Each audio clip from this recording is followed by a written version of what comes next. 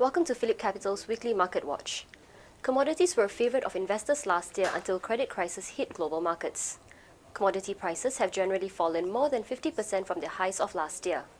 Today we have Mr. After Sandhu, Asian Commodities Manager of Phillip Futures, to share more with us.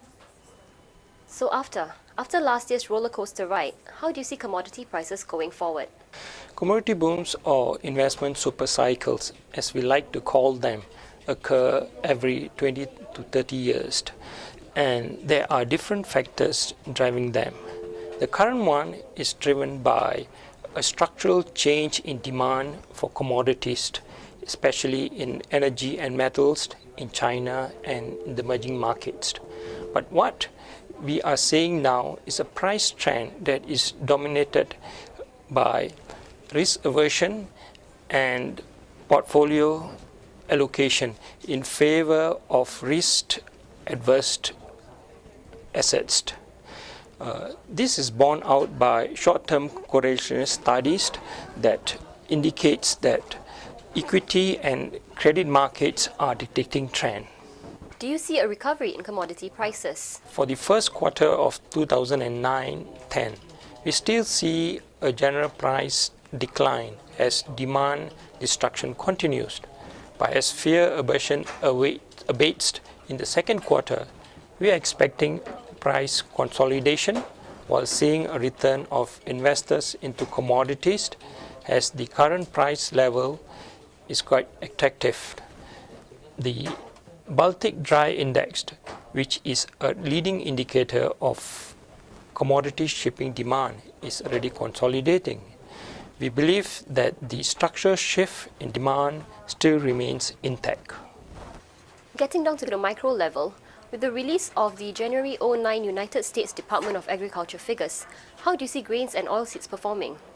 The USDA supply-demand report was bearish, with figures going below analyst expectations for corn and soybeans. But the numbers were above expectations for winter wheat seedings. Corn exports dropped by 50 million bushels, and corn used in ethanol was reduced by 100 million bushels. Season-ending soybean stocks are forecast to increase by 20 million bushels to 255 million bushels. However, hot and dry supportive weather in Argentina and steady demand for soybeans from China have been limiting losses. Going forward, the trade is focusing on the corn-soybean ratio amid concerns that corn is going to lose acres to soybeans.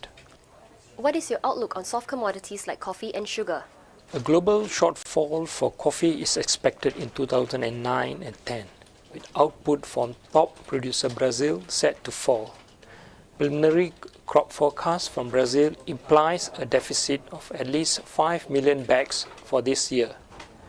Since demand is expected to hold up despite the economic downturn, we may see prices up by 20% or so this year. Sugar is also expected to be in a deficit in 2009 and 10 by 4.5 to 5 million metric tons, with India and China production falling short. Although emerging markets account for the lion's share of global sugar consumption, macroeconomic factors still influence sugar prices. As a result, you'll see little change in sugar prices, averaging in the range of 12 to 13 cents in this quarter for NIBOD raws. Thank you for your time, After. That's all we have for today. Tune in next week for more market news.